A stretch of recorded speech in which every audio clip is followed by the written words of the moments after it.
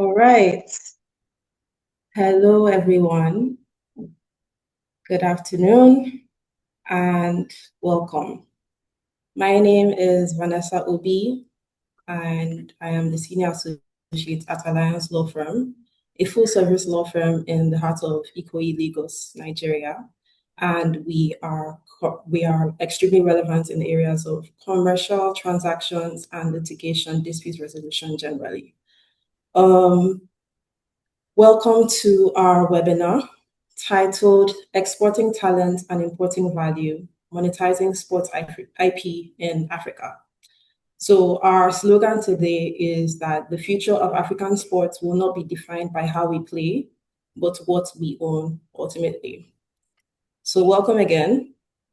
We drew this theme from the general theme provided by WIPO, which is the World IP Day theme for 2026. So this is pretty much around IP and sports.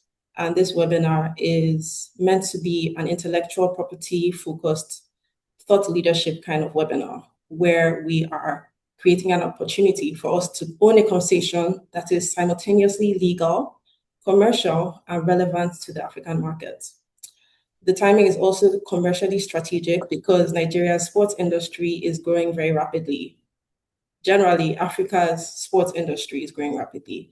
And with the increasing investment in football, athletics, and emerging leagues, many stakeholders in this space operate without adequate counsel on various aspects of their commercial rights, including image rights, licensing, and brand structuring.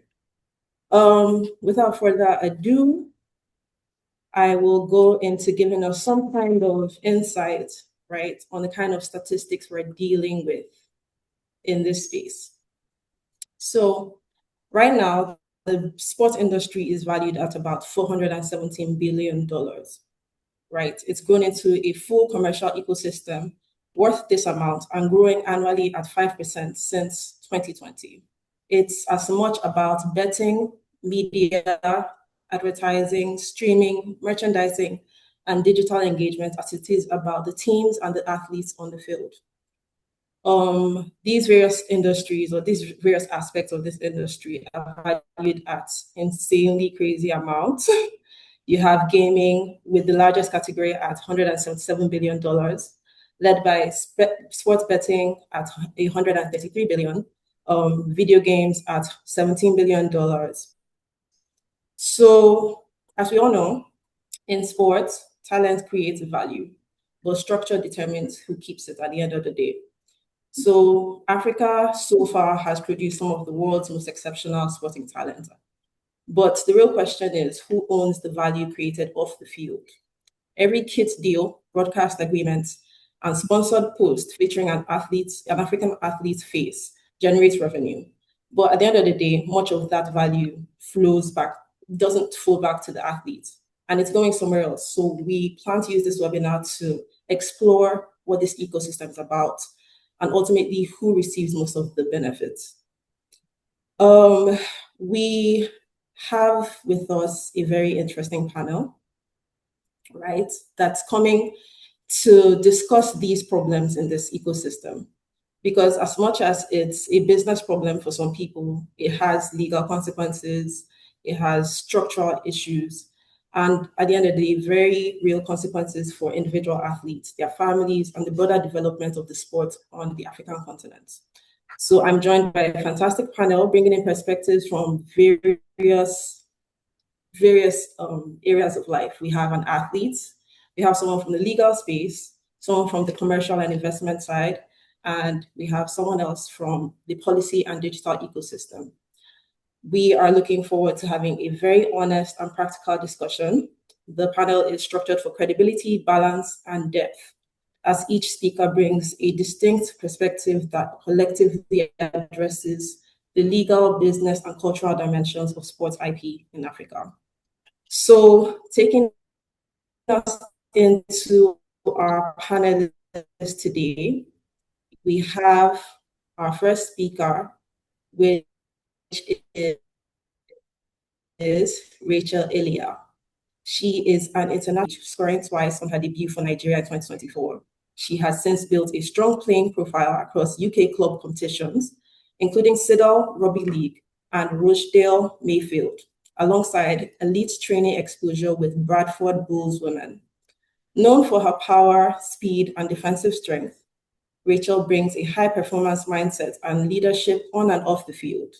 She has since stepped back from the Nigerian Rugby League setup and continues to focus on her international career, club commitments, and professional work as a fitness trainer, specializing in strength, conditioning, and athlete development.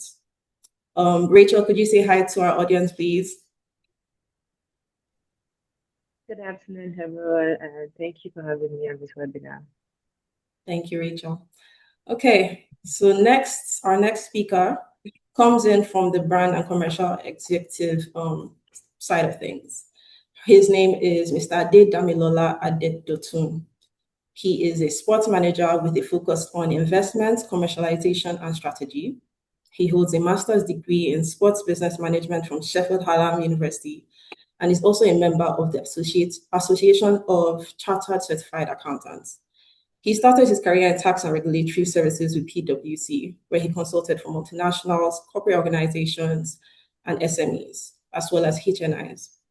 His competence spans across business growth and development, as well as media, marketing, and strategic partnership. He founded TGM Sports Limited, a media and technology business focused on building a community of fans and delivering fan experience through digital media and technology, with a portfolio that includes BBA Niger. He volunteers with the Sports Industry Thematic Group, which is part of the Tourism, Hospitality, Entertainment, Creative Arts, and Sports Industry Policy Commission of the Nigeria Economic Summit Group, NESG, where he worked as part of the team that delivered the National Sports Industry Policy. He is currently the head of sports and strategy at the Temple Company and is responsible for developing and implementing growth strategies across the company's verticals, including sports, talent management, agency, movie production, and public relations. Please, can we have Adedami say hi to the audience, please? Good afternoon, Vanessa. Thanks for having me. Good afternoon, everyone. No problem. Thank you. So now we have our next speaker, who is a lawyer. He is Mr. Laith Gafoor, the founding and managing partner at Lukentum Sports and Entertainment Law PC. Before he was a sports lawyer, Laith was a competitive boxer, kickboxer, and a baseball player. He turned down an executive track at IBM Canada to pursue law instead and built a firm around the exact intersection he believes in: high-performance athletes, entertainment, and the legal structure that protects them both. Today, Lukentum is one of the most recognized sports and entertainment law practices in the world. In 2026, Legal 500 named the firm amongst the top globally in its field. Laith has negotiated deals and structured relationships with brands including Nike, Bottega Veneta, Lululemon, Google, and very popular artist, The Weeknd. His clients have taken home Grammys, Oscars, Junos, and NBA championships. A recognized leader in the name, image, and likeness representation, which is something we'll discuss during the course of this webinar, Laith has been at the forefront of name, image, and likeness rights for athletes and brands at a time where the landscape is shifting faster than most legal frameworks can keep up with. From 2023 to 2025, he served as president of the Sports Lawyers Association, which is the global body advancing ethical sports law practice across more than 1,000 members, spanning private practice, certified agents, and league executives worldwide.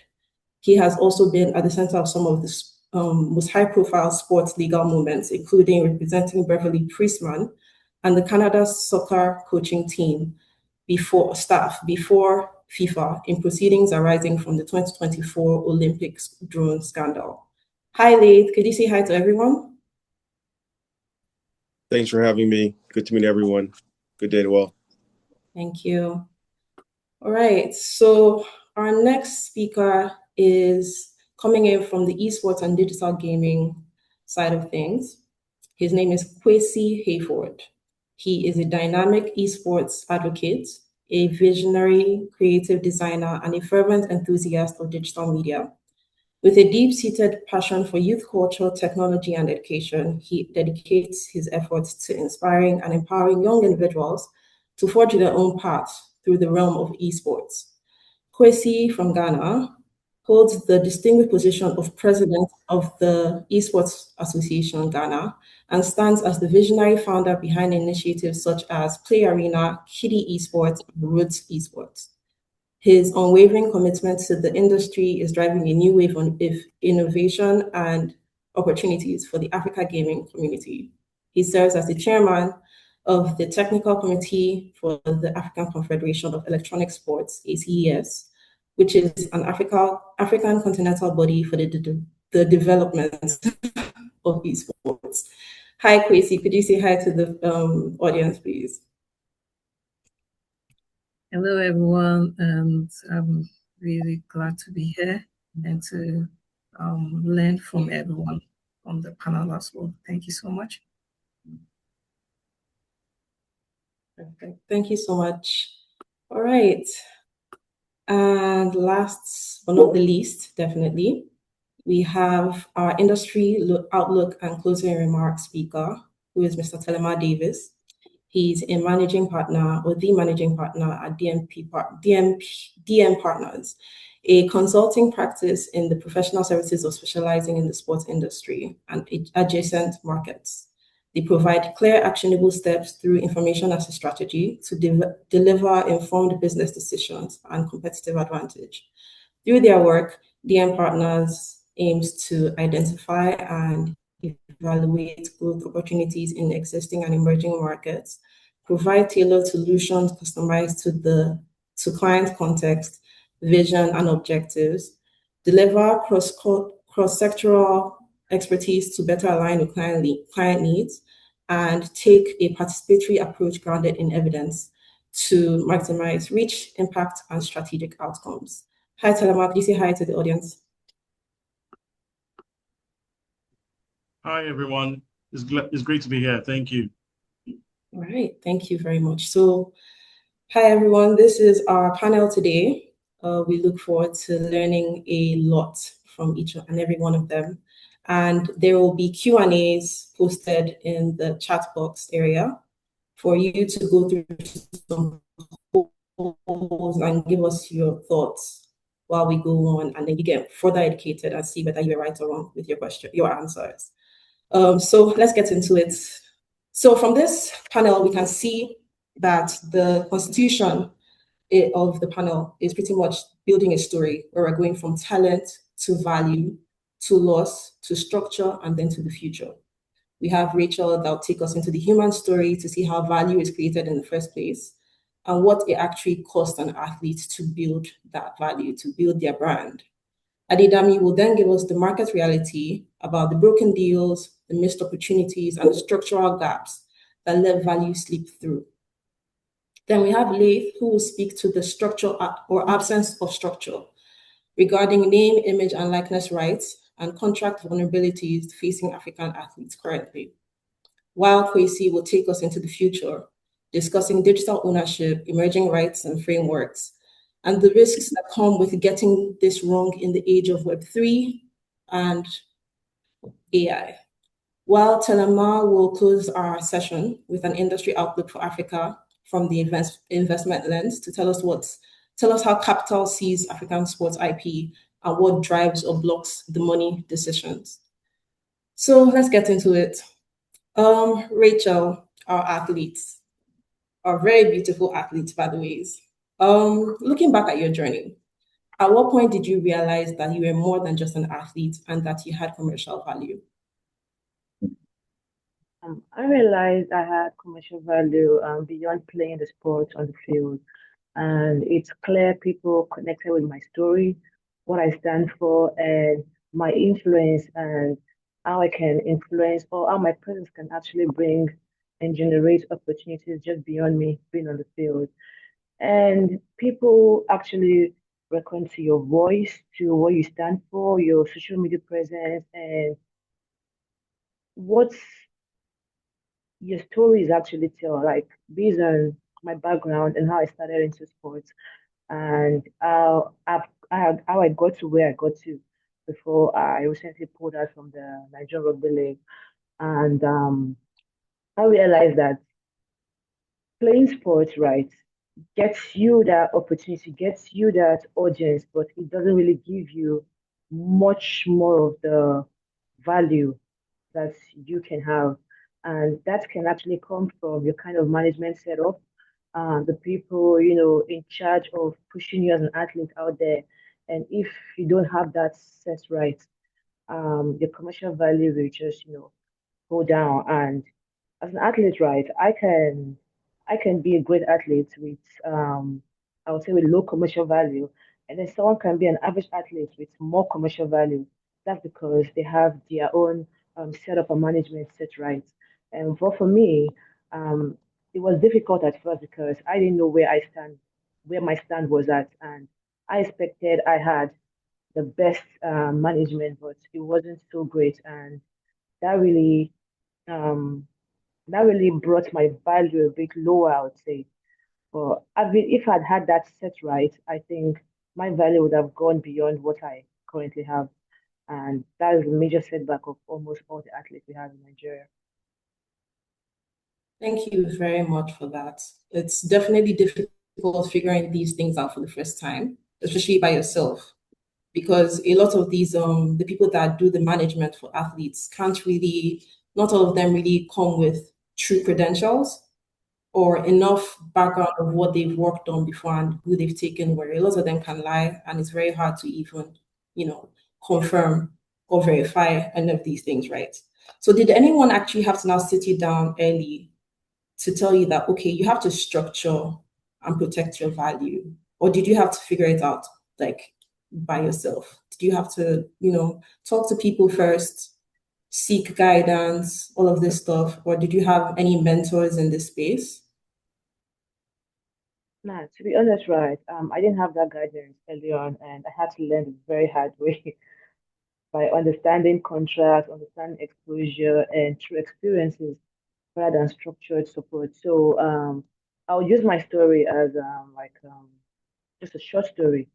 As an athlete, right, I really do not understand much about contracts. So that's why the management has to come in place, right? So, be able to um, summarize and explain the contract to players. But I didn't understand any of that. And in that way, I guess sometimes I had to even sit back and talk to my management and tell them what should be done in play because they don't even understand what it is.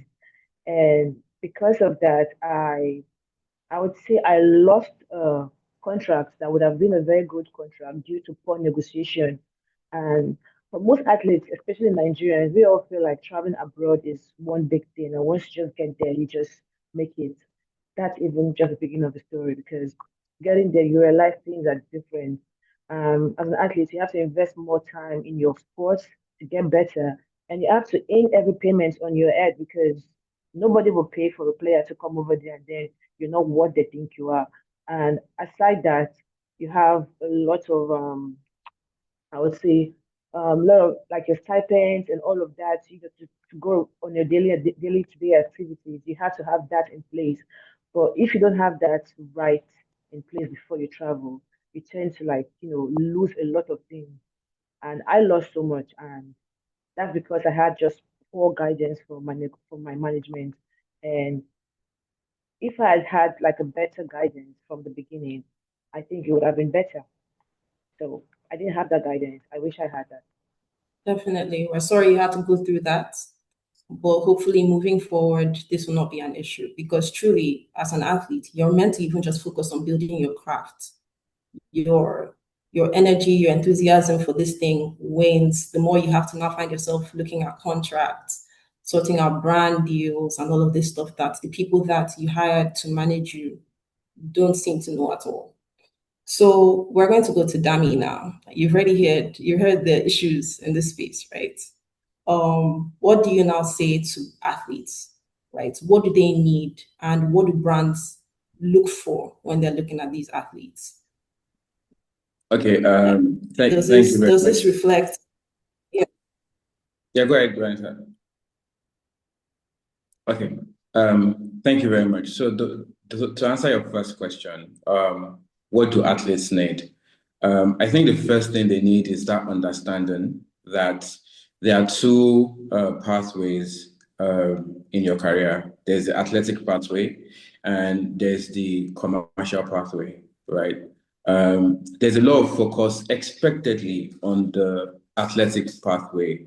As a footballer, you want to get signed to a top football club, which is, as expected. Same thing for basketball, same thing for rugby. So there's a career path that is primarily focused on your athletic skills.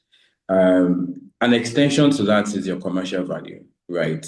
And your commercial value has nothing to do with your athletic skills, right? Rachel mentioned too that you can be a fantastic athlete and not have, great commercial value.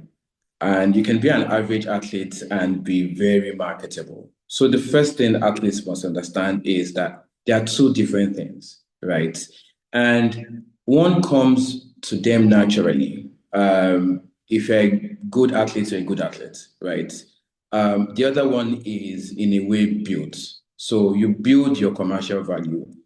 Your athletic skills are, they're in it, right? So that understanding that whilst, you were born a great athlete, you are not born a great commercial, you're not born with great commercial viability. So that understanding that there's a difference between both pathways, and there is actually work done to build the second one while the first one comes to you naturally. So that's the starting point, to understand that. And second is to then find a team that ensures that you're able to build your commercial value. So at Tempo, we manage talent across the entertainment industry. So we do sports, we do movie talent, we do influencers, and you can see the gap between the understanding that athletes, exhibit and the effort they put into it, in comparison with people in the other parts of the entertainment industry. So beyond that understanding, it is the need to then find a team that helps you build your commercial value, right? Right from the jump, you see people in entertainment hire a lawyer. The moment you see that, you are becoming a music star, you have a lawyer, you have a manager, you have maybe a social media person, you build a team around yourself. They understand that from the jump. Most of our athletes don't. So beyond having that understanding is knowing that you have to build a team around yourself and actually building a team around yourself.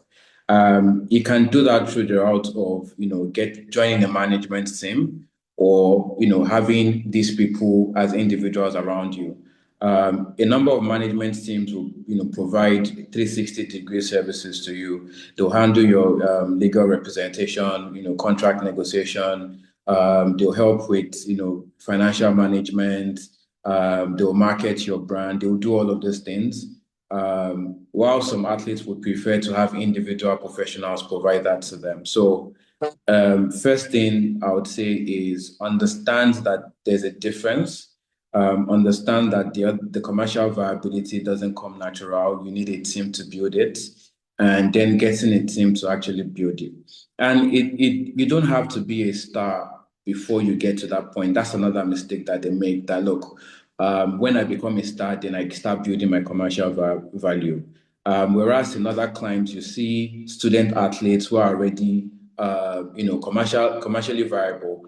And I know that Liz can talk to this, but you would see one thing that is in conversation right now is NIL in collegiate sports in the US. So as early as being in college, and that's university in Nigeria, a polytechnic or a college of education, as long as you're in tertiary institution, you can start that early in building your commercial value. So it's not until you go pro that you then decide, oh, you want to start building commercial viability, because at that point in time, it might not be too late, but you've already left a lot of money on the table, right? Also considering the fact that athletes usually have like a career span that doesn't extend like other professions. So it is having that understanding that there are two different pathways, understanding that one doesn't come naturally, understanding that you need to build a team, and understanding that you need to start early. I think that is what my advice and comments to athletes would be. Absolutely relevant information and advice, to be very honest. It is different to be market ready from being marketable, right? So, like you mentioned, Leith is the next person to answer this question. If you, Leith, you come to work and then someone like Rachel comes to meet you, you have a meeting with Rachel today. She's a young African athlete. She walks in, she's about to sign her first, professional contract. It doesn't have to be the biggest one, but her first professional contract. So what's the first thing you look for? What's usually the first thing that's really gone wrong at that point? And where do you fit in name, image, and likeness into this whole conversation? Great. Thank you very much. And thank you, Vanessa and Alliance Law Firm for hosting us. And I also think it's the comments that have been shared earlier. It's hard to add to any of those. A lot of great points have already been shared. I also think it's worthwhile to have Rachel start the discussion. I think it's important that we center everything like you've done from the athlete's perspective. And Rachel's story is not uncommon. And so I think that part of the solution to some of these challenges is to be proactive.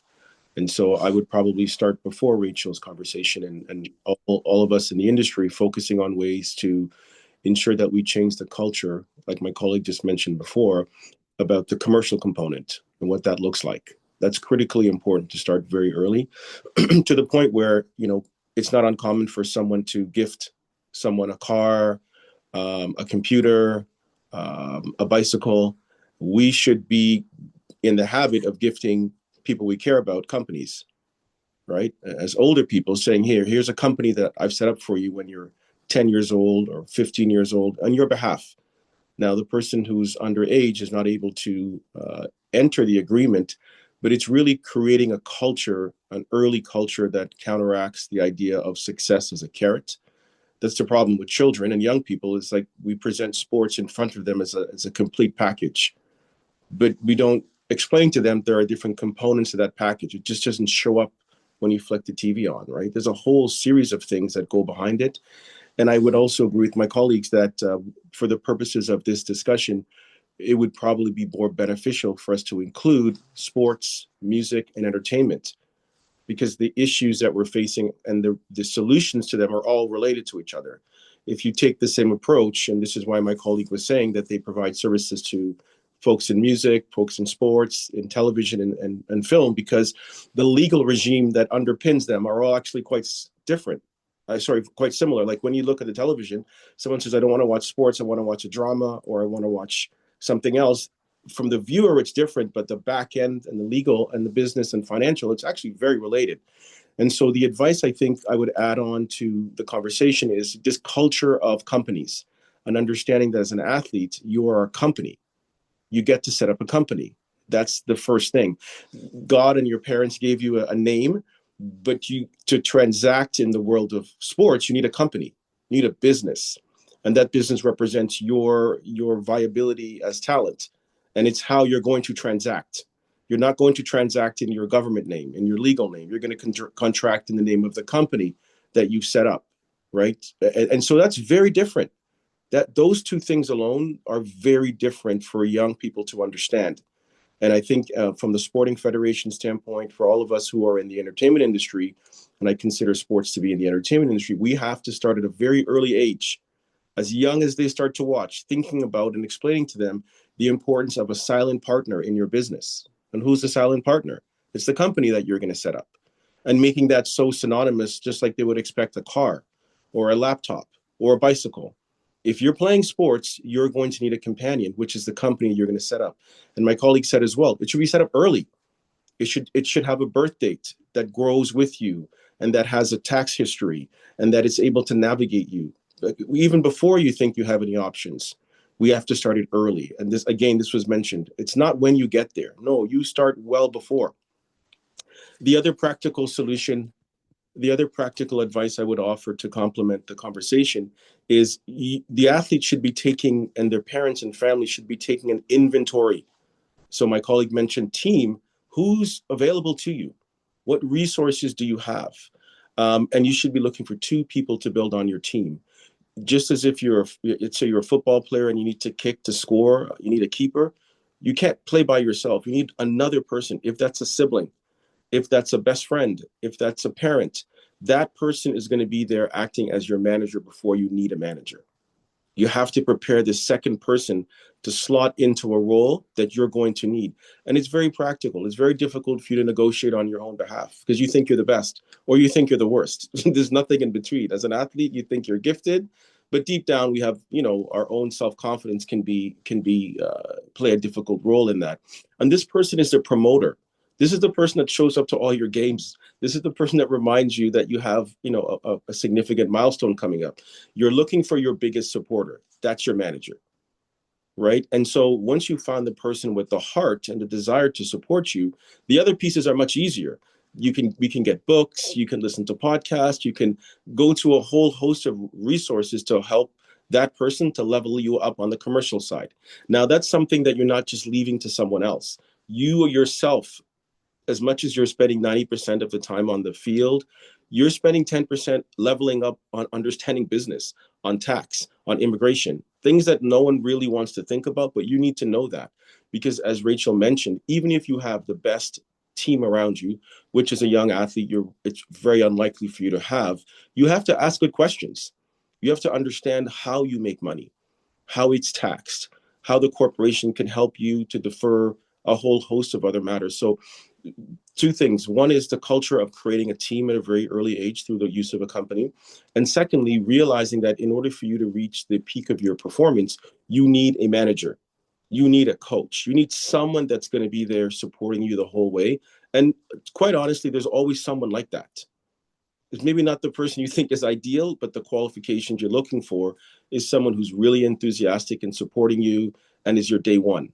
Now, as you move up, you're going to run into some challenges, but that person's going to help you to manage those things, and they may end up becoming the manager. And I'll mention one quick anecdote.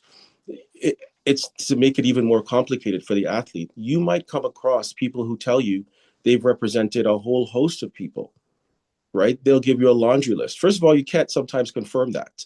Second of all, it could have been a decade ago. Third of all, the situation could have ended poorly. So people coming and flashing credentials and telling you all of the wonderful people they've represented, I found that to be a death nail. I usually find that to be the most problematic. So if you think that there's sort of a magic answer, that there's going to be some superstar team, that rarely exists. It's usually a combination of people who are trying and have some experience, but they have the time. The manager you're looking for, the agent you're looking for, the lawyer you're looking for has the time for you. If they're too busy or you're very low on their priority in terms of earnings or your potential to earn, you're not likely to benefit from that. So those are a couple of tips that we need to start early, which is a culture of understanding companies and creating them as early as possible, because that's the vehicle that Rachel as an athlete is going to use. Every time you're given a contract, oftentimes they'll include your first name. If you include your first name in a contract, it means that you're a party to the contract personally. But you'll often, if always, find that the company name is on the contract. There's never the person's government name in the contract. So these are things that as athletes, we can start to work through and develop a protocol to teach the athletes the fundamental basics of what they need to know in their contract. Because early on, they may not be able to afford a lawyer, but oftentimes if they don't have those protections, when they need the help, it's too late. The rights have already been given away, or they've been construed or consigned in some way to someone else that makes it impossible for the deal that you want to come to fruition, because the rights that you think you have and that they want to purchase may be in dispute. And so before you get out the gate, it could be lights out for you. And Rachel said it quite right in the beginning. Sometimes you're in the marquee, but the bank account and all of the other stuff does not reflect the success that people may think you have. And that's a very difficult, depressing, it's a terrible place for an athlete to be, knowing that they should be making all this money and people are making that money, but they themselves are not benefiting from it. Absolutely perfect answer. Thank you so much, Lee. I think that gave us a lot to think about here. Kwesi, so based on what Leith has said so far, right, that there's clearly a lot of value being generated from our name, image, and likeness, right? How do we talk about these image rights in esports when you have the platforms retaining control of the entire ecosystem? How is that sector of the sports industry dealing with these IP rights? Well, I mean, when it comes to esports, is a very dynamic space to be in. The first thing that so in esports, you have to think about it from the. I like what my previous panel said about an athlete and commercial athlete. It's kind of similar, right? Where you have casual gamers and you have pro gamers, and normally we say that in esports, you can define a pro gamer, one who has signed a contract, right? Because I can be a casual gamer, I can play in my room and participate in tournament without being part of an esports team, right? But when an esports team have signed you up, one, your image, your name, your the right to many things, right? It's for the team. You have to show up in the team's jersey and stuff like that. In your question, who owns the right? Basically, it cut across, but um, I always say to an athlete that you have to own a bit of your right. You can't sign everything to the team, esports team, right? Because, for instance, they are great guys who plays very well streaming on their own. For that, they may get maybe Red Bull or another brand sponsoring them. That brand doesn't want to sponsor the team because they see you as the main brand. Only want streaming rights from you. And your esports team may sign you on to play for them competitively. So in an esports league or stuff like that. So esports space is a very dynamic, just like in sports, we're trying to structure. I will always have to say this controversial stuff that esports is not sports, but sports, that we are trying to emulate sports, but you can't use the sports structure to also completely govern esports because the intellectual properties are a bit different. The game publisher owns, so I can say that esports is a co-ownership sports. Kind of, the publisher who create the games owns the games. You buy the game, so you own some parts of the game, right? There is the third party partner or stakeholder who also organizes tournament and uses the game. He also is investing some amount of money and he wants his logo, his IP of the event. So if you come, let's say, I will use, let's say, Gamer in Nigeria as a third party. They don't own the game. They haven't bought the game, but they use the game for events. So they also owns some part of that. And then you comes to the third ownership, to fourth ownership, which I would say is the fans. They are paying to watch you and they are watching all the streams. They are paying to come to an esports event in a physical cash, and they own a little bit of that experience as well. So who actually owns esports is a very dynamic question, but I think that the lawyers will have, and I would say that, for instance, I was in Indonesia some time ago, and there's an entire esports law firm, right, dealing with contracts, IP, use of images, and stuff like that. So yes, that is a bit of where the trajectory we are going now, where your image, whether it is in the game, whether it is on a poster, whether it is on a flyer, on a digital campaign, on a video reel, we do events and we take in Ghana here or in Africa, we do events and we show a lot of people's pictures without even taking consent from them, right? So whose value? Because a player can sign, I don't show my image in your videos. I just came to play, right? But we barely see these things happening. But I think that it's great that our law firms are beginning to recognize that esports is a dynamic space and can give the athletes more value, especially sports athletes moving into an esports? I'll talk about it when that question comes up. No problem. Thank you so much, Chrissy.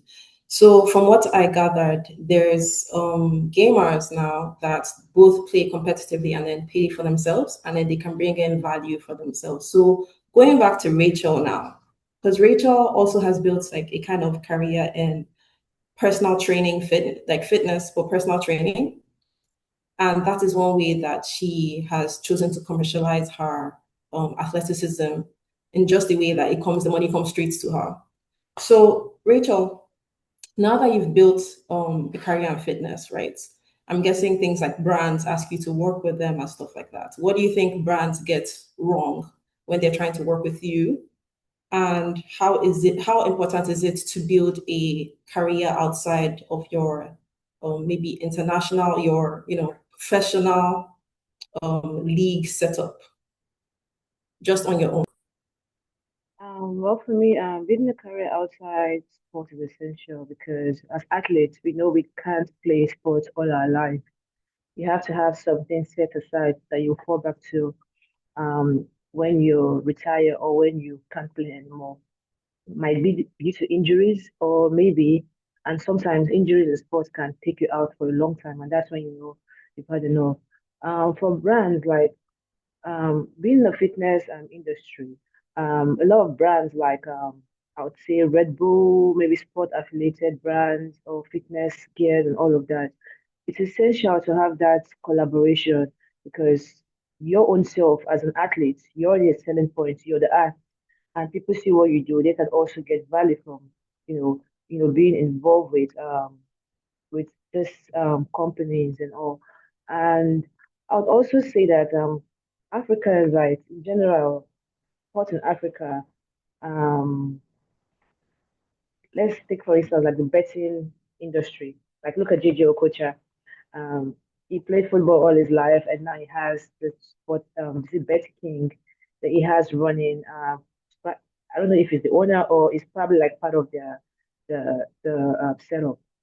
It's essential for athletes to be honest because at the end of the day, it's all about you. At the end of the day, look at the long run. Look at what's the end game for you. Um, the value you bring currently in the sports won't be there for a long time. Somebody else is going to come up maybe in the next 5 years that is much younger than you, much stronger than you, and then they can fill in that place and then you can retire. But I think it's essential and important that you have a plan B, not just the one plan that works for you currently as a player. It's always important to have a plan B, something you can always look forward to. Thank you so much, Rachel. You're absolutely right. There's something important about building your own personal legacy, just in case all other, external actors, choose to mess you up or don't pay you what you're worth, which we can see a lot in the African space. I don't know how many African athletes have, gone to build such huge brands, except, a few of them, Gideon Kocha, Kamara Usman, they chose to even invest some of the money they've made back into several businesses now, right? So Dami, when it then comes to these athletes and these endorsement brands, right? Endorsement deals. Are these deals structured in a way that actually benefit the athletes in the long term? And generally, do these deals break down at negotiation point or usually after the deal is signed? Interesting. So I would say that how deals are structured ultimately depends on your legal team, right? Um, if deals are not structured in a way that they favor you, it depends on how the team you have around you, your legal team, to push back and ensure that those deals are structured in ways that favor you, right? So there's no template in terms of, deals are actually structured in a way to favor athletes long term. Deals are deals, right? And at the end of the day, it then depends on, how you negotiate, what value you demonstrate, and what you want out of those deals, and how your legal team are able to get the best, out of those deals for you, right? We've seen in my experience, we've seen deals where a brand proposes something to a brand proposes something to a talent, and a talent signs, and the same thing is proposed to another talent, but the legal team pushes back and said, "Okay, take this out of it. This is not working for us. We don't want this. We want to renegotiate this." And the brand, they end up, signing the deal. So deals are structured, the structure of every deal is primarily determined on your legal team and what you are able to negotiate out of those deals, essentially. Now, your question about where deals break down. Again, back to the comment about your team. Most of those deals eventually they're signed. But two areas where, in my experience, I've seen some issues are during negotiation to, ability to actually define what your values are or demonstrate what your value is. So there's usually this comparison between, an athlete, a music star, an entertainment star, a digital influencer, and who creates or demonstrates more value. And there's the assumption that because you're an athlete, you should get the same commercial value, like others within the entertainment sector, are getting. And again, it comes back to what value you are able to demonstrate. So there's usually that back and forth during negotiation on what putting an actual value or a financial term to the value you think you command, right? Or you bring to the table. So understanding that is they're usually back and forth around negotiation. Then post deal, there's also the fact or the part about actually delivering what the expectations are from a brand perspective. Now, as an athlete, you have a busy schedule, right? And most of these brand deals come with, deliverables, right? Whether, attendance during, brand, events, or, social media posts, or some form of activations and engagements. It is usually difficult to then tie this into an athlete's busy schedule. If you're a football star, you're out of, you don't really have time for brand activations during your season, especially if the brands are in Nigeria and you play outside the country, right? So in terms of delivering your deal terms, there's also a bit of struggle that we've seen. So again, ultimately, it depends on how you're able to structure your deal. It depends on the advice you get from your legal team and your management team. And also, like Leigh said, it's important to also have a manager to ensure that, look, you are constantly reminded of your brand obligations, right? Because some athletes just sign and you take the money is good, but there are expectations, right? There are things you have to do on a monthly basis. There are things you have to do on a weekly basis. There are things you are supposed to probably tweet every game day, or things your expectations in terms of deliverables and brand obligations. So those areas are where we see some form of friction, negotiating your deal and demonstrating why you deserve the amount you want, and also ensuring that you also deliver on what your contractual obligations are. Those are two areas where we see a bit of friction, but ultimately it comes down to how you are able to, first of all, negotiate, which is the work of your legal team, and how you are able to also fulfill your contractual obligation. So that's pretty much what we see and the areas where there's some form of friction. But ultimately, every deal is structured depending on how you negotiate and how your team can demonstrate your value to the brand. Okay, thank you so much. Really appreciate that. So, Leith, I guess it's back to you now. How would you typically try to structure your contract in a way that they balance out the personal tasks or lifestyle of athletes with their contractual obligations with these brands. And yeah, let's start with that. Great. Okay, so I'll maybe take it from a slightly different perspective. Lawyers are not superheroes. And so it still goes back to some basic common sense. So every contract that a lawyer gets or athlete receives is a contract. A contract is a bunch of words that have been drafted in favor of the person to whom it was drafted for, right? So if you're getting it from your agent, if you're getting it from your manager or the team, it's drafted in their favor, always. It's always going to be drafted in their favor. Now, the issue that talent has to think about is, and this is why it's really about having a smart business mind. If you are just as good as every tomato on the shelf, then that's the type of contract you're going to get. And the contract is not negotiable. As much as they tell you it's negotiable, some points, like the one thing that you should be able to get into the contract is to have your company do the deal, not your name, at a minimum. And sometimes you don't even want to do that, right? The problem is there's a race to the bottom. And what do I mean? It's a race to the bottom because everyone is trying to get to the same place. And they all, if they made a pact with each other that this is the number we're going to hold to, this is what our value is, then it works. But in sports, outside of American collective bargaining, there is no collective perspective or pushback. And so if you don't sign the contract, Rachel, as an example, they're going to go to your teammate and they're going to go to someone else until someone signs the contract. This happens in a newsroom. It happens from actors and actresses. Like, it gets passed along. And oftentimes, the party that's trying to acquire the rights, they know that. They know that the national team has 15 players. And while they would like to have the top player, they can take 3 players for the same value of the 1 player.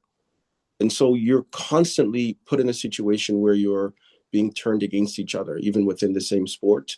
And so one of the long-term solutions that is some sort of collective bargaining, some form of uniform advocacy.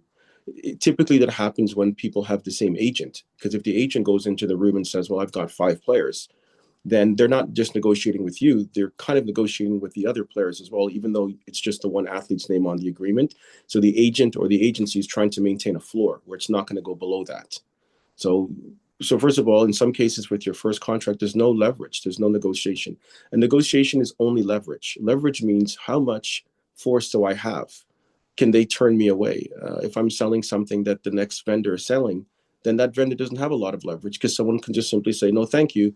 I'll get my cell phone card from somewhere else, right? So this is where the race to the bottom happens. So what I mentioned earlier from the athlete standpoint, you have to think about what makes you unique. What makes you unique so that when the lawyer is negotiating the standard agreement, they're going to say, well, by the way, my client has 200,000 social media followers, right? That distinguishes you from another person who might not have little to no social media followers. You can also talk about, the image that your client has or the accolades, and you're trying to distinguish as the agent the leverage that your client has versus other people. Okay, really, really key. Now, in some cases, this is where the lawyer's job becomes difficult because the athlete or the entertainer is misaligned with the market value. They think they're at a certain market value, but the contract that you receive will tell you what is your market value, both from a financial standpoint and the terms and conditions. Can you get out of the contract? How many posts do you have to make? All of these other intricacies have everything to do with what's called leverage. At the early parts of your career, you have little to no leverage. You have little to no bargaining power. And so what tends to happen is that the talent gives in. The thing that's usually at stake at the initial agreement is the ownership of the underlying IP. So the actual footage, right? The actual image, the actual package of whatever is being broadcast, who owns that? And those are the pieces where the athlete needs to think about that. They're giving away all of that in exchange for what? What they're giving away is a revenue stream that allows the owner of that to license it or produce all other sorts of derivative rights connected to they need your image to be in there. So at the end of it, the leverage component is really important for you to start to think about how does that actually look. And sometimes I would say, just to be brief, you have to be prepared to walk away. And people are not prepared to walk away, right? So this is that whole mythology that we're playing out in our own mind of what success is, you have to be prepared to walk away.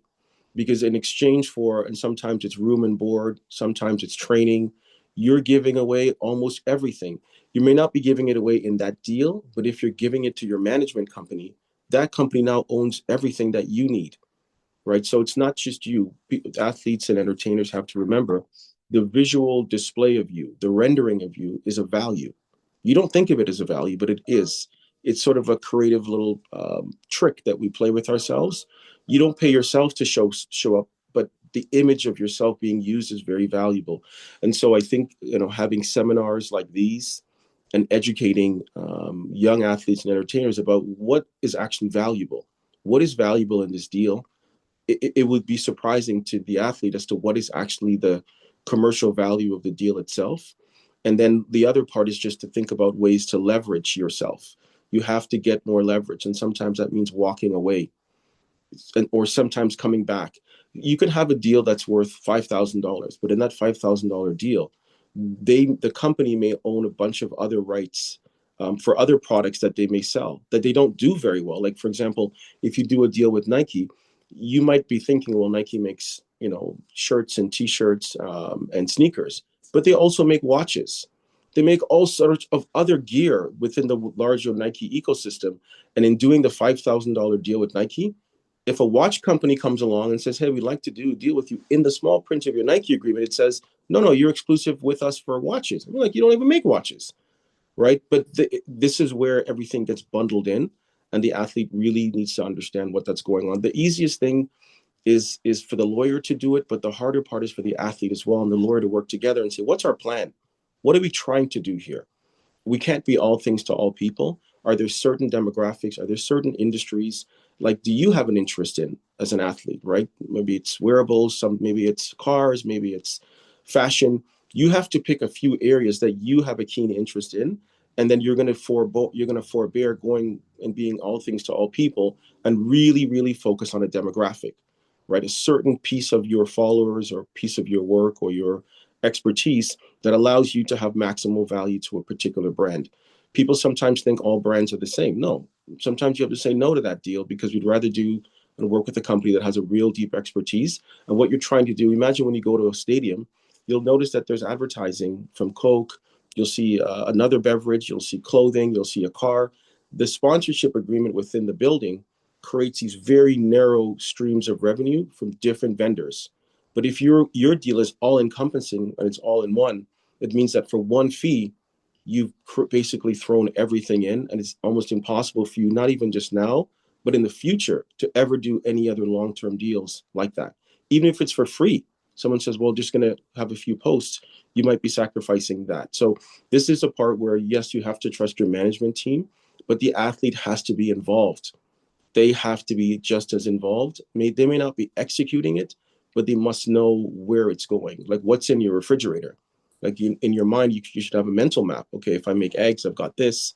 In your map, you have to know what's in my refrigerator. What am I doing?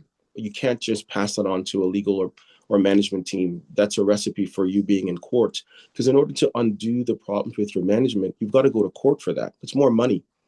So finding a way to find someone to help you with revenue, if it's anyone in your family, anyone that can put together, because what you need is capital. To match with your talent, you need capital. The more capital you have, you can use that internally until you can be ready to, make it a commercial agreement. But capital is something you have to try to find within your wider network, family and friends, uncles, and someone that you can engage in some sort of commercial relationship. So you don't need to have a bad deal and give away everything. And by the time you actually have the ability to monetize, you still have something to exchange. And oftentimes athletes don't have that anymore. It's already been given away. Thank you so much, Steve. I think you've given us a lot to think about in terms of the various avenues and industries that these brands work in. It's a lot more than what meets the eye. I didn't know that Nike produced watches, by the way. So, I mean, but knowing how big most of these brands are trying to be and how many markets that they see that they can definitely find some kind of consumers from, it makes sense for us to consider that when we're looking at contracts for athletes. So Kwesi, for the esports part of things, are you experiencing these issues with monetization of your IP rights? And how are you dealing with that in that space? And how do you think the traditional sports space could learn more, learn how to do better? All right. Thank you. I think that the esports space, we don't have much to much as it comes to our visual representations in products done, except for maybe streaming and wearing jerseys or being able to be at an event ground and stuff like that, compared to most of the product that we worked on, or our output is more of the digital product, as in the gameplay and stuff like that. Though, yes, currently we are moving towards where esports athletes are signing autograph and stuff like that. I would say that whether we are being under license or under protected, for us in Africa, we haven't even gotten there yet. I think that we're still dismantling the misconception of what gaming is. You know, we are still trying to break the pillars that pose a misconception that one, gaming is for dropout. When you play video game plenty, you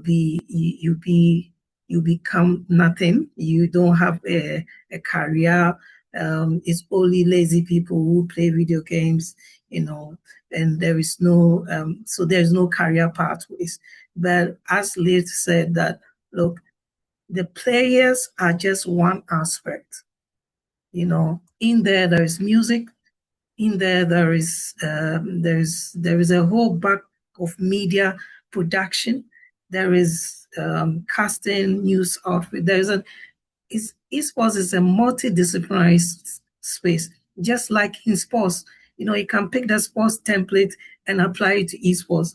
Every lawyer can get it there, right? You have esports lawyer, esports medicine, fitness. Everybody that you can see in sports can be transported into esports the same way. And guess what? The big teams like Manchester, Chelsea, PSG, they all now have their esports counterfeits. And the players are signing the same kind of contract that they are signing with the footballers. They are being treated, catered for. They have their fitness time, they have their physiotherapy, they have coaches, they sign coaches, right, to guide them. And these are the multiplicity of disciplines within the space. And one of the key things that binds all of them is contracts.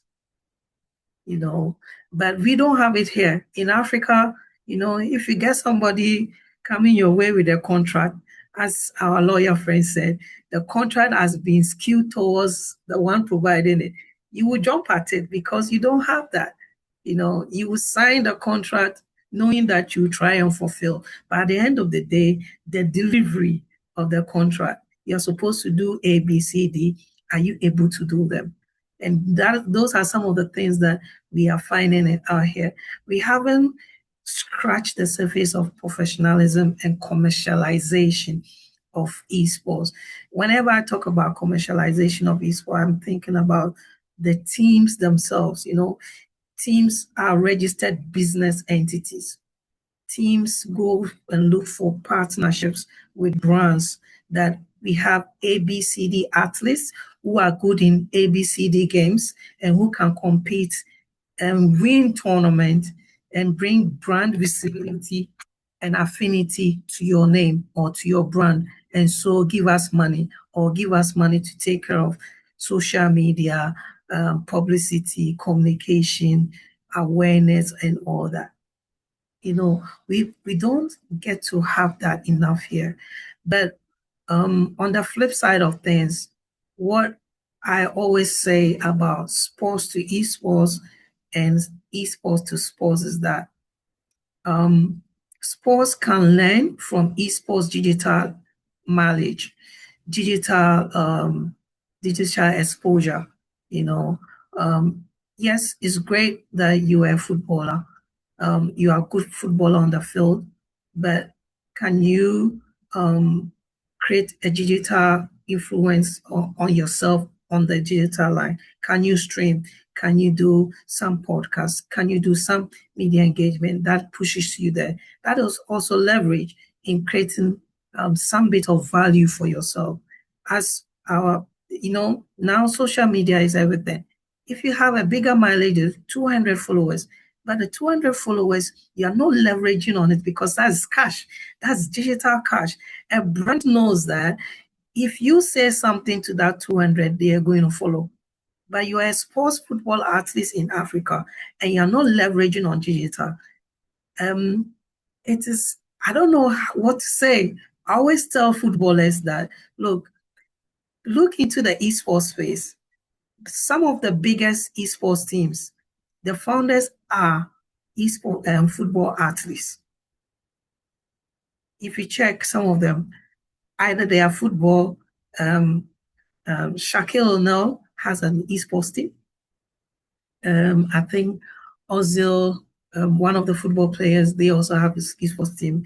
A lot of them, what's his name?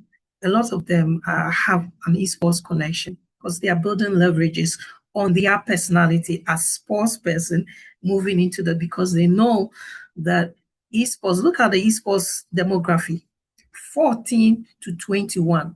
Then you go to the purchasing power of players, you go from 21 to 35. These are people, working class people who love to play games, but you get it, who love to play games, who can purchase a game when it comes $70, $80 kind of game, and they want to leverage it. So I would say that sports can leverage on esports to build visibility and brand visibility. Like a sports team have a good presence, but they are not leveraging on their social media handles to create more visibility for brands to sponsor. Why are sports teams crying that they don't have brand? Because they have numbers, but they don't know how to utilize digital tools, so they can do that with esports. Lastly, I would say that yes, esports is big, but Africa, we haven't scratched the surface yet. We're still battling with the 3 stages: awareness, recognition, and acceptance. Awareness is people got to know about it. So everything that we are doing, the tournament you see, all the buzz about esports in Africa is all awareness.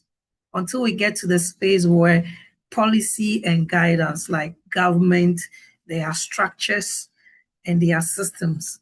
A lot of people talk about systems, but if you don't have structures, how would the system run, right? So we need governmental agencies, we need esports federations and associations. Just like sports have structures, you need a sports organization, a federation that handles the talent, that communicates with international events and stuff like that. Then comes the systems that brings in the sports IP, legal framework, sponsorship deals, and all that. And then eventually we create. So I believe that sports can learn from esports in terms of digital framework because esports is the only kind of medium that has exploded without traditional media. Football, yes, you watch TV, but compare that to esports, it basically didn't grow through TV and radio. If you compare esports media, but esports is breaking the records in watch hours. Huge number of people because the demography is younger, it's more appealing, and it is changing. And that is why we've seen some in Europe and in Asia, there are sports fraternities are also leveraging on esports as a means to reach younger audiences. And at the end of the day, it's not just that, it's also purchasing power, because these 14, 15, 16, in 10 years' time, how old will they be? They will be 30, 35. They will be in a working class. So I see Mercedes-Benz sponsoring TI. I mean, TI is one of the biggest esports teams in Korea. And I'm like, why is a Mercedes-Benz brand sponsoring an esports team? Because the younger generation can't buy the Mercedes-Benz, but they know these guys will grow to become 30 and have the purchasing power. So you're talking about what? Brand loyalty and brand affinity. And guess what? These young boys or young demography guys are very smart. The younger you catch them, the more appealing you get to. So I would say that that's what sports can learn from esports and begin to drive a narrative. If you are a football manager, a football team owner in Africa, try and get an esports outfit and leverage on the content creation power of esports to amplify your physical sports.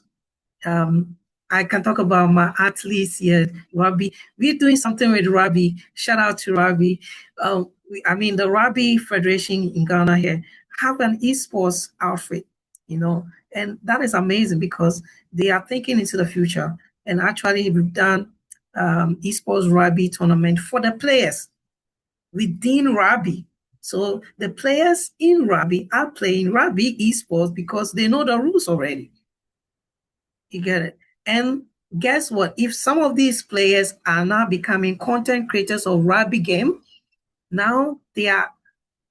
If a brand is coming to me and say, I'm not just a Rabi player, I'm also a Rabi gamer, and my value and my uniqueness and my, I'm signing the contract, but I'm not getting the same deal as another Rabi player because I am a content creator and my value of pushing out your content, even giving you a digital mile stage or a digital space is far, far more bigger.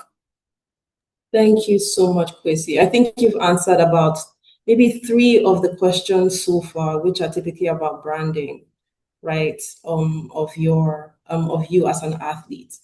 Bobby Faye mentioned that athletes in Nigeria or Africa generally have to learn how to hone in on their brand, because we're disadvantaged that our sports are not exactly broadcasted to sizable audiences. But we have about 38 million active social media users, and we have to use it. We have to encourage athletes to build online because that's their only leverage for now, which is very true because I think more and more the distance between a young athlete or even someone even dreaming of being an athlete now, between that dream and reality, you learn even as young as 10-year-olds. 10-year-olds already know how difficult it is to become a professional athlete now. Not just working on their athleticism, the fact that they have to get scouted, the fact that they have to have an agent that looks out for them, their best interests, which is another thing that I've heard a lot of almost athletes mention, and even athletes, that sometimes the management, the agents that you use and everything can be so greedy, can be so doing things mostly in their self-interest, where they take greater percentages of their of the profit that comes in for the athlete, right? And these big leagues have no idea because the agent is the middle guy. So with traditional sports, most athletes are getting cheated. Most of them are literally appearing on these big screens and everything, and everyone's thinking that they're making so much money. Meanwhile, they're being ripped off. They barely have enough money for feeding, talk less of money for boarding and everything. And then with the exploitation of African athletes, going abroad is marketed as a big deal when really it should be the value you can get when after you go abroad and you've been working for a while. You see many of them, their success stories stop at in that plane as soon as that plane landed elsewhere. Everyone's saying, they've made it, but they've not, which is why a lot of them retire poor, they have injuries, they can't treat themselves. They come back and then they have a legacy that really didn't fulfill any of their future hopes. So I think for now, I'd like Telema to come in to give us our industry outlook for Africa. Let us know what's happening. Let us know where we're expecting more funding. We're expecting more, growth in terms of some sports, and just an industry outlook and your closing remarks. And then anyone that has any questions, please put them in the Q&A box. I hope everyone has also looked at the polls and given their answers. So Telema, on to you. Thank you. Thank you very much, Vanessa. Thank you to our fellow panelists. Very interesting, intriguing conversations we've had so far. As touching on industry outlook for Africa, I'll say it's one that catches much interest. Of course, the last 5 to 10 years have been so much focused on shaping policy direction for African nations. At least for one, I can speak of Nigeria. There is a clear path to define it along industrial considerations. And this is something that equally needs to be considered across other nations. South Africa, Egypt, Kenya, are looking in this direction as well. South Africa, Egypt, Morocco, Tunisia, they blazed this trail. They've established foundations which are models that we can all emulate. I think it's important for us to have engagements where peer review mechanisms are engaged, for us to look at what is working, what is not, how can we adopt and apply what is relevant to individual nations, per unique cultural values, unique factors, political, economic, commercial, that can help to enhance and enable the development of our individual ecosystems in sport industry. Into the future, it's still conversations around policy directions. It's still conversations around how we can ensure that from government level, to the engagement of the private sector, we have that convergence in interest as well as in the establishing parameters for growth to ensure that we're all on the same page, and it's not a case of one party or one sector, one stakeholder trying to take advantage of the other, but we're in unison in how best we can make the most of our sports. Sports is largely human. It's a human capital intensive sector, and it opens an opportunity for us to explore education, to explore health development, to explore tech development, to explore construction, real estate, and all. And there's no one singled out of each other. The outlook, when we consider what esports is bringing, and I like certain points that Kwesi mentioned or highlighted, concerning how traditional sports can adopt and apply some successes from esports, globally and in Africa. It's not one. It's not a chicken before the egg or an egg before the chicken situation. It's really about how best we can work hand in hand, adopting a digital strategy to ensure that traditional sports is enhanced, traditional sports is put on a path of success, to ensure that we can all come together, and see how best to improve the commercial value of sports as an industry, as an ecosystem, and ensure that the key stakeholders or the end beneficiaries, which is not just the fans, but the athletes themselves, get to maximize every opportunity that is being created when we begin to open up across the value chains of the sport industry. It's one that requires constant education, because this conversation so far speaks to this. It's one that requires constant education, constant information. There's a need for us to aggregate data, based on expertise from relevant key stakeholders, not just within the sport industry, but across like Laith is bringing in his perspective and expertise from a legal point of view, and that brings to bear, the conversations that is necessary to have on the table. Kwesi is bringing in that perspective from the esports ecosystem, based on what has happened in the last 5 to 10 years, and it's essential that we look at how digital frameworks can enable, and promote, enhance the sports ecosystem, towards commercial value. Dami has spoken well how important it is for us to look at the need, just as they did. You need to build a team around athletes, how it's important that they start early enough, not just wait and see, not just when they go pro, to ensure that they are exploring opportunities that puts them in the best possible fit when brands come calling, that they can actually maximize not just their name, but their image and likeness. And particularly on this, I appreciate what Late mentioned, the need for athletes. And I think athletes need to start thinking outside the box, considering things like setting up companies.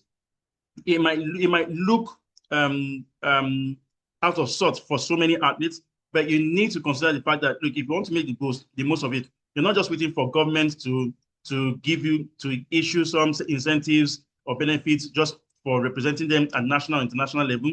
You're looking on how you can sustain your commercial and economic rights and benefits beyond your time as an athlete when you go into retirement. Then, as Rachel also mentioned, which speaks to why we're having this conversation. It really is important for athletes to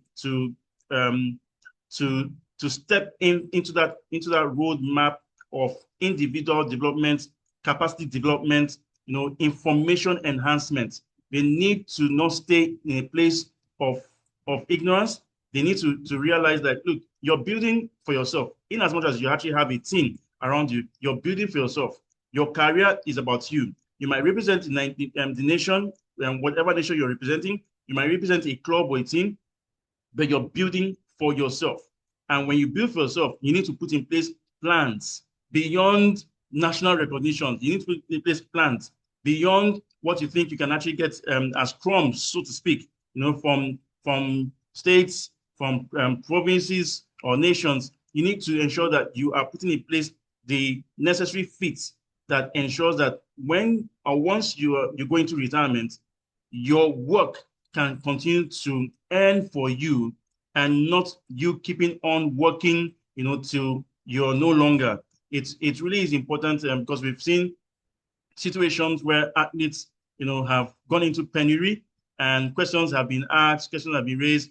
People speak about government doing this, government doing that, but it's only when we have a private sector driven and commercially viable sports industry that I see that athletes can benefit and make the most of their experiences when they were athletes and when they go into retirement, post-athlete career. It really is important that we create this ecosystem that is private sector driven and commercially viable, so that every party, whether it's the businesses or the individuals, on the table, they are speaking one language and they can identify a clear pathway towards the opportunities that are always at the end or through the end to the very end of it all. Thank you very much. Thank you so much, Telema. Great roundup. So now we're going to take a couple Q&As. I've tried to group them into little thingies so we can give our panelists who I think is more relevant for the question. All right. Thank you once again, Telema. So Rachel, I think this one you should answer. So they're asking, how has branding helped you as an individual? And what is the basic branding checklist to follow? If you can give this answer in like 1 minute so that we don't overstay our time. Thank you.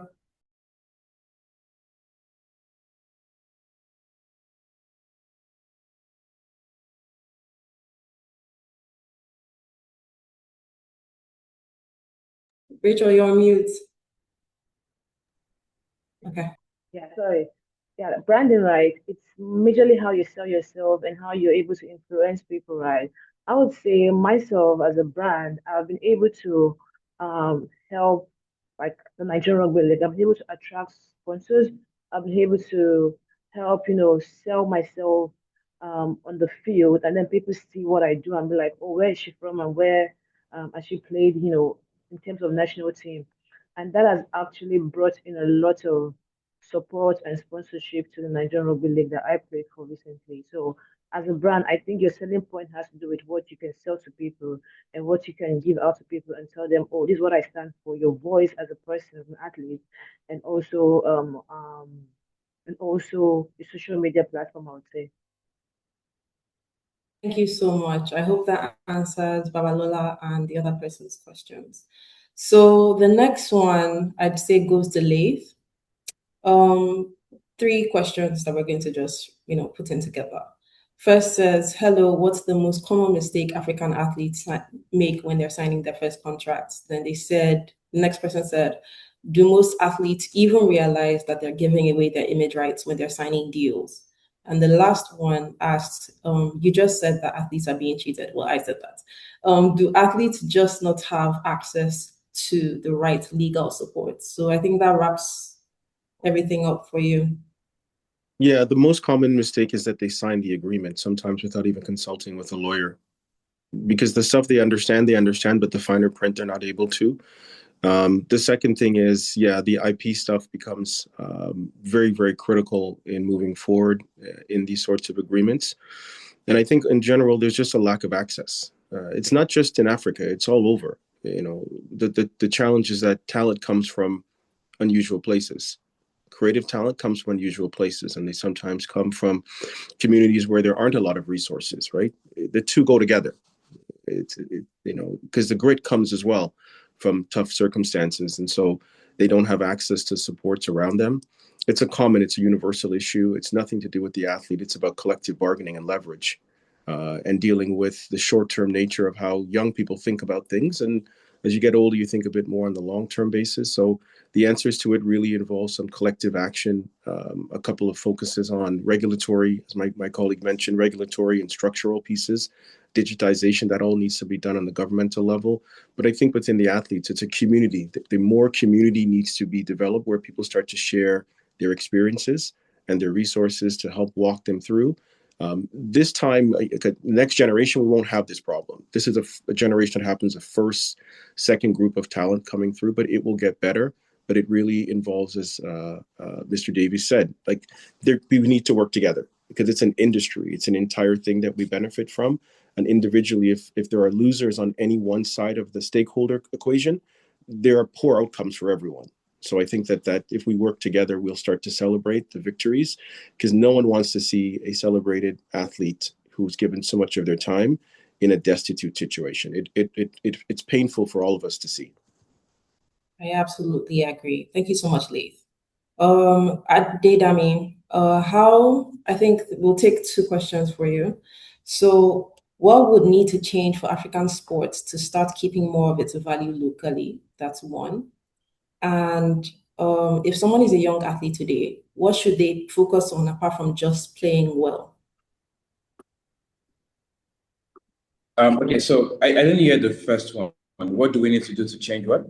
So the first one, what do we need to change for African sports to start keeping more of its value locally? And then the second one, if someone's a young athlete today, what should they focus on apart from just playing well? So the answer to the first one is we need to first of all change our mindsets when it comes to professional sports in Africa, right? Sport has played a number of roles or has been used as a tool for a number of things on the continent. We use it as a tool for unity. We use it as a social tool. But in terms of understanding sport as a business or understanding the commercial potentials in sports, we haven't seen more of that. We haven't optimized the commercial potentials of sports, especially professional sports on the continent. So for us to keep our commercial value, the first thing is to understand sports as a business or professional sport as a business. to understand the sports products that can be commercialized, to understand the process of the commercialization of that product. And after we've done all of this, it becomes clearer how we can then retain that value on the continent. Because if we don't change our mindset as regards what professional sport is and how we can commercialize professional sports, it becomes difficult to retain any value. We'll continue to see our exportation of our values, because those talents would naturally gravitate towards places where they can be commercially harnessed, and that's just basic business, right? So until we develop the business of sports and the commercialization of professional sports, we won't be able to retain the value on the continent. So that's the first thing we need to do: change our mindset towards sports, understand the business of sport and commercialization of professional sports. That's on one hand. And as regards what talent can do, like I said, there's something that Chris has said is harnessing digital media, right? There's a strategy we are currently pushing, which is digital first, fan focused. As an athlete, one of the things that you have to harness your commercial value is your audience and your reach. And that is measured primarily in the number of followers you have on digital media as a first step. And this is something that Late also mentioned. That's what gives you uniqueness, right? We've seen it being a basis for commercial negotiation for a number of talents. The followers you have across social media platforms.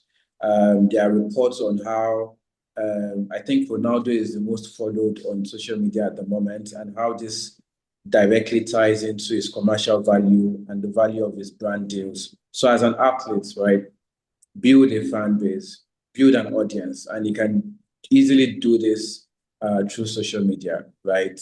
And again, it goes back to what IPs do you own? Your image, your name, your likeness, right? If you play professionally, then there are certain content that you don't have rights over.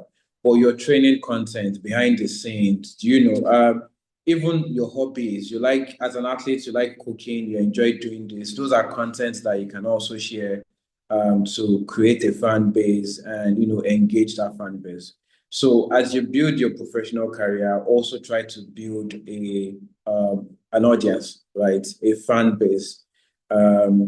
Find ways to demonstrate your uniqueness. Do you understand? Associate yourself with certain values so that people already know that, look, when it comes to this kind of value or this kind of interest, this is the athletes that they'll find there.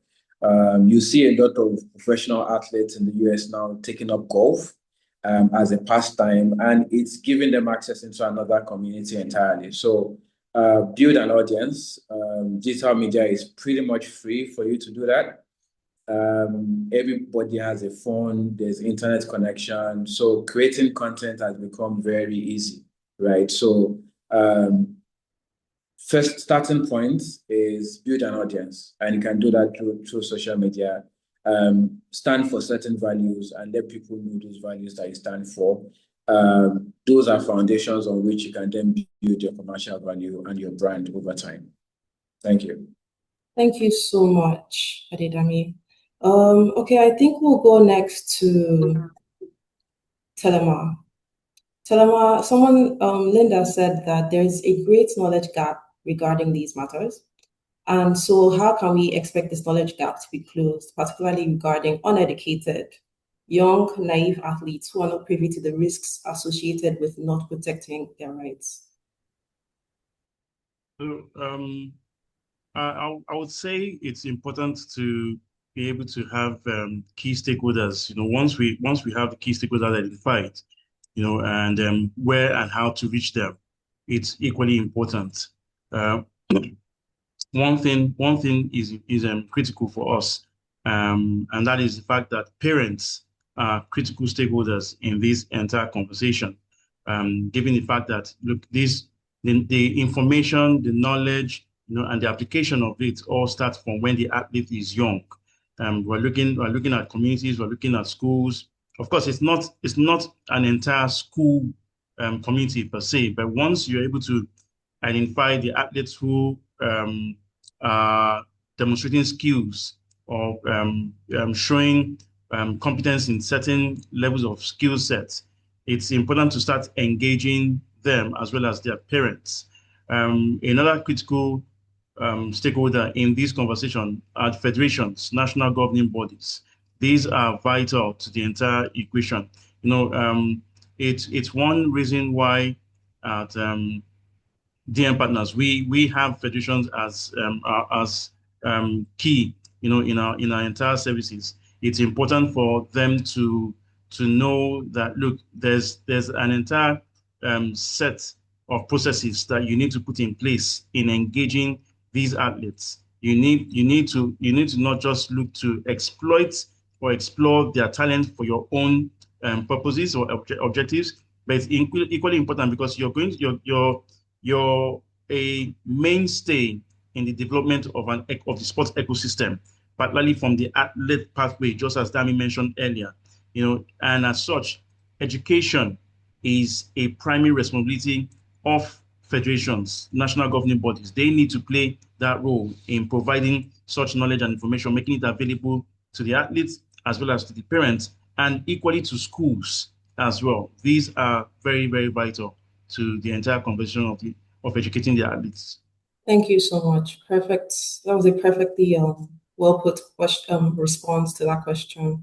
It's very important that these guys at various points know what they're meant to educate the athletes about, because they can't get this education elsewhere. It's not part of the curriculum. As much as we do PHE as part of our curriculum in schools, it doesn't go this far, and it's very important, mostly because our literacy gap as well is another thing to consider in Nigeria, where poverty, the population is not exactly thriving so well in these economic times. So literacy has come down good amounts. And we can also imagine that they're talented in the sports, but they probably either have no educational background or that capacity. So it's very important that these African federations come in. Thank you so much, Telema. Now let's go to Kwesi. Kwesi, you know how you mentioned the brands? Someone asked a question about that. Is there an opportunity within the sports sector where brands could strengthen their impact by establishing dedicated brand partnership departments? And how might organizations currently without these structures be missing out? That's a really good question. Thank you, John Henry. Well, I mean, you see, the way I see I see digital media and social media is that it's social before media, right? The media part is a component. So every brand must have currently, I think probably like 5-10 years back, we didn't hear about digital marketing and all that. Brands already have digital marketing outfits. They have campaigns and stuff like that is going on out there. It's just that they haven't, probably in Africa, most haven't recognized that esports and gaming. If esports and gaming is bigger than movies and music combined, and then that is really a pivot place to look out for, right? And I always find when I speak to brands, I ask them, do you have a gaming strategy for the future of work? Do you have a strategy as to cultivate younger audiences? Oh, we don't, these guys are too young. They don't have the money. They don't have purchasing power. I remember you asked a question about what are the numbers. I think you asked the athletes what brands are looking out for. And I wanted to say something about that because, currently when brands come to esports, they are looking for, we want the big numbers. Like, they want like 2,000 attendance at a venue. They are looking for some huge, numbers. I'm like, sometimes it is, you have to cultivate and nurture them. And These younger generations or Gen Zs or Gen Y or Gen whatever, they are very smart, very, very smart. And it has to be very organic to bring a brand affinity kind of project to them.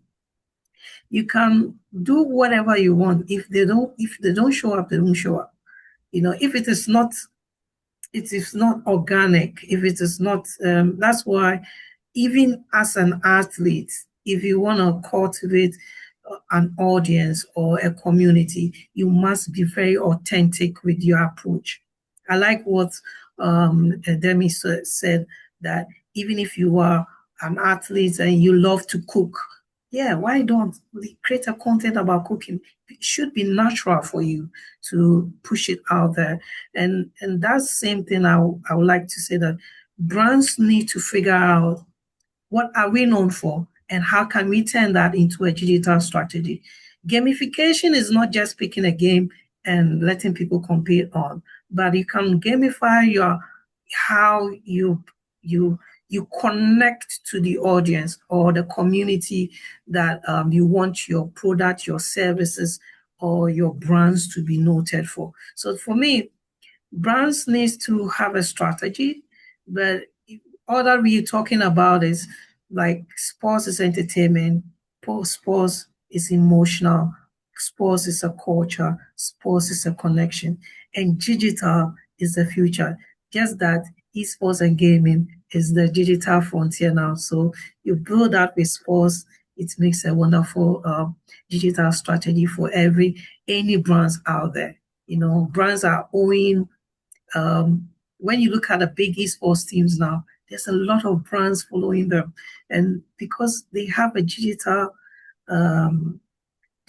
framework that they are following and they are approaching. So I believe that, yes, brands in Africa or corporate Africa needs to look at digital with a different goggles, basically. And I will always pitch esports as a trajectory for them. They are different digital outlooks that they can look out for. But yes, if you want to catch the young people now and youth, you have to go gaming and esports. But the two are different things. Gaming is very different from esports. Esports is the commercial part. Gaming is, let's say, casual, because and you can move from gaming into esports. Once you move to esports, it becomes sports. You need to be a pro athlete. You have to practice at a expert. You have to have a certain skill gap. And when I talk about esports, people don't get it. I tell them that, look, teams are registered business entities who are paying tax, and now they are employing gamers to become professional gamers. It's just like sports. If Ronaldo doesn't have a team right now and he's staying at home, he's not a pro player. Once a team picks him up and sign a deal with him, he's a professional player. All his IP is utilized. It's the same thing in esports. So I tell players and I tell gamers, if you're a gamer watching, join an esports team, because, the lawyers have been saying, create companies, because if MTN want to give me money, they won't give it to me. They'll give it to a company. They will sign a deal with a company, a business entity, so that if there's a breach, there are rules that goes with it. I can get lost, but my business still stands. So esports teams must also build a strategy, a digital strategy, and brands also need to build a digital strategy. Much, Chrissy. Someone is clearly considering your proposal to join the esports teams, because there's two questions here. Are African esports players actually earning well, or is it still difficult right now so that they can come in 5 years rather than now? And the second thing is esports something young people in Africa can realistically build a career on? Those are questions I get from parents, and a lot. Are athletes earning money now? It's yes and no. It depends on your value and how good you are, because everybody is a gamer. If you pick a phone and you play Candy Crush, it's a gamer. But when you become a pro and you are assigned to a big team, yes, definitely you make money from that. Apart from that, yes, I like what Telemi said, that they work with federations and associations are structures in place to build roadmaps for up-and-coming athletes. Now, there's the Esports Nations Cup. Nigeria is in there, Ghana is in there, but these structures are building the pathways for younger ones, to get there. And sports, like any other institution, started very small. The World Cup started with about 3 or 4 countries. Now, look at how big it is. Esports is also the same thing. I wouldn't say yes, in Europe, in Asia, esports athletes are really paid well, right? We went to Mumbai, India recently, and Kazakhstan players are full esports athletes being paid by their country. And the amount of money they mentioned that they are being paid, for us, a Ghanaian, we're shocked. In fact, we're jealous. like, you are paid to play video games. But here in Africa, we haven't gotten there yet. But we'll get there. And that's why the structures, there are teams coming up, there are tournament directors coming up, there are platforms, local platforms, Gamer, Game Evo. I can speak of my friends in Nigeria who has business entities, Nigerian Esports Federation. All of them are building the framework. It is young.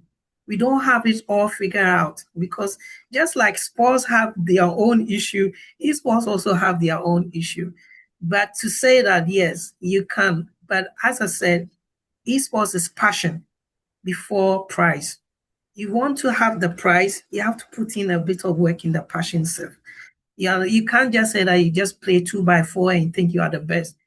Like Faker in South Korea, the guy is good in League of Legends. He's not master of all trades. He is good at one particular game, to the extent that the country offered him the highest honors in the world, an esports player. Guess what? And so there is the pathway to get the money. But I think that if you are very, very, very good, yes, you can shine at that level. They are very good players in Nigeria. Killer Freak in FC, Farouk in FC. Farouk, for instance, I think he's in Morocco now playing for some of the countries. He's getting paid, right? He's getting paid playing playing FC and esports. So yes, you can get paid if you are very good.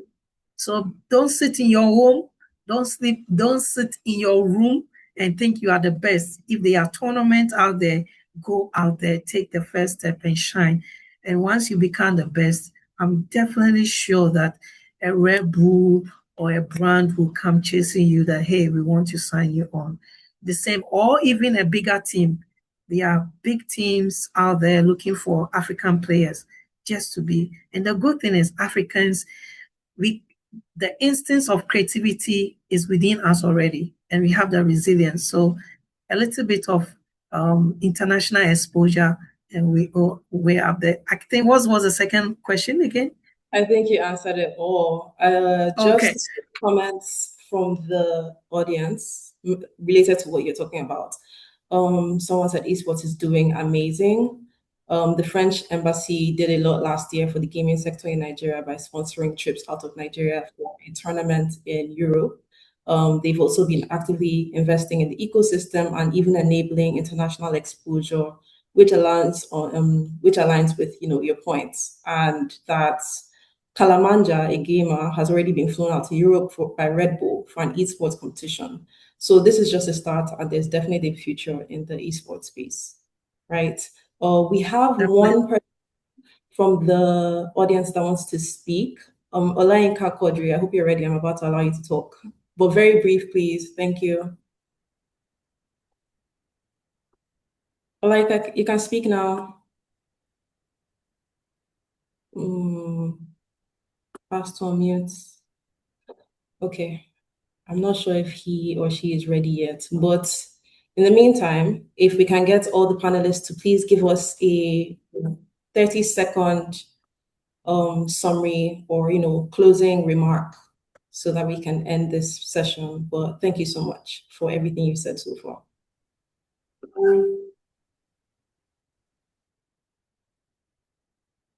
Starting with Rachel, please. Well, this has been a very educating panel, and even as an athlete, I've been so naive about some informations, and I think I've gotten so much information on how to, be a brand on my own, and also how to have good management, and also know how to enhance my commercial value. It's always good for athletes to have this information because we don't really get that from people. We just get to do what some people want us to do, especially as an organization or as an association. Yeah, and well, it's always good for us to get educated. As the world evolves, we get so much, knowledge about things, and it's very good.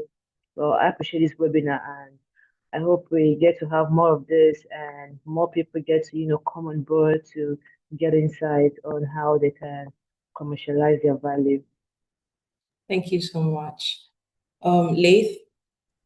Thank you very much. I would thank everyone for their contributions. I would summarize my contributions really in making sure that the effort that we as a sporting community, with all the stakeholders we work with, focus as much of that energy and passion from sport, but into the literacy component, into providing language on intellectual property and business organizations, to break it down to the language where the athletes can understand it. It's not complicated, right? It's the idea of understanding that, yes, there's a physical world, but there's also a world that's ethereal, a world that's based on ideas. And that world can be extremely lucrative. Mr. Hayford is talking about it. It can be extremely lucrative, far more lucrative than playing sports. Controlling the image and the digitization of the content that you provide is why all of these companies are circling sport, because it creates a gathering place for so many people to engage with their products and services. So I think one of the challenges that from a legal standpoint is just creating a culture around building a team, understanding that it's not just the athlete, it's the commercial identity that the athlete can surround themselves with, and trying to find ways for them to realize that on the journey towards sports and excellence, there's a companion. You have to have someone that understands and helps you to promote your interest and helps you to figure out how to monetize your services, right? Because there's money you can make through playing sport, and there's all of the other money you can make outside of you actually being on the pitch or competing on the field with your team, with the marks that the team owns. There's an entirely different world, but this needs to be something that we spend enough time to educate and to distill in really simple language that the athletes can start to communicate, start to develop that level of discourse so that when people approach them, they have the responses that enable them to understand that you're ready to do business, but it needs to be equitable. It needs to be in a way that's constructive for the long-term benefit of the athletes. So that's an education piece. With the education piece and the regulatory piece, these are things that we do a lot at our firm. More than happy to continue this conversation, but there is a lot of potential, extraordinary potential financially, not just from the playing of sport, but the exploitation associated with sports and entertainment. And that's one in which athletes may continue as athletes, but they can benefit on the other side of that when they're no longer playing. And they're the best ambassadors to advocate some of those positions. So I think there's great optimism ahead, work to be done. But I think we can see the fruition of it coming together in conversations like this. Thank you so much, Laith. Perfectly said. Adedami? Yeah, thank you very much. And thank you to everyone here for the contribution. I would say this, athletes are very important to the sports ecosystem. And beyond what they can earn from their natural skills, there's so much more that they can earn from their commercial value, right? But critical to building that commercial value is professional sport and the professional sports ecosystem, right? Because professional sports provides that pipeline that then turn you from an athlete to a star. Your star power helps in building your commercial value and your commercial brand. right? So if we want to see athletes become brands, that professional pipeline is critical. So understanding the commercial importance of professional sports then becomes very critical. And these are gaps that we see within the African sports industry, where the commercial potentials or commercial value of professional sports is not properly understood, to be properly harnessed, and to then properly deliver value for athletes. So hopefully conversations around this would continue. Education and enlightenment around it would continue.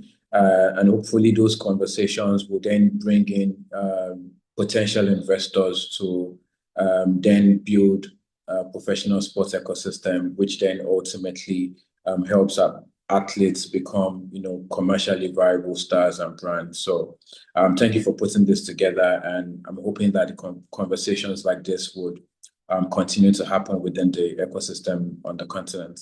Thank you very much. Thank you so much, Dami. Kwesi? Okay, thank you, everyone. I think that my last words would be that gaming is a culture. Esports and digital sports is also a culture. And that culture is built with community interest. So, and once we begin to see that esports is the commercial and business side of the gaming, and then that is a key for us to really look into. And every business can be in there. Every business. If you tell me, if you are whatever profession you are in now, if you tell me, I'll tell you how to get into esports or get into the game. Is it, what are you selling? Are you a seller? You are an engineer, or you are a doctor, you are a lawyer, whatever you are, you have a place in esports. There is something, it's a creative industry, right? And in the creative industry, the limit is your limitation is only your imagination. Is the limitation, and to us as sports enthusiasts or sports practitioners or athletes, there's so much you can do, not with only the physical sports you could do, but the digital sports gives you leverage to really expand into so many things. And that is the future of work. I see it right there. Thank you. Thank you so much, Kwesi. Telema, to wrap this up.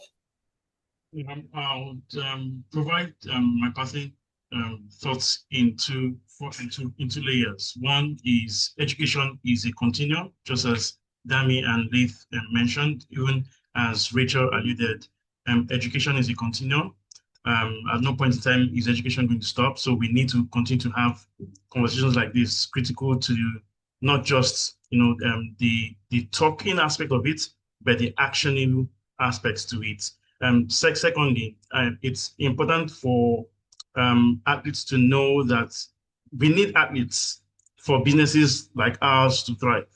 If the athletes are not thriving, it's going to be difficult for businesses to thrive. And that in itself helps to enhance the ecosystem. So athletes must start seeing themselves as products, productization of athletes. They need to see themselves as products that can be bought and that can be sold. But not from a slavery point of view perspective, but from a commercial and self-enhanced platform. It's important that they see themselves as valuable to the ecosystem, and as such, they need to follow that path, tread that path, so that it enhances and helps to develop the ecosystem as a whole entirely. Thank you.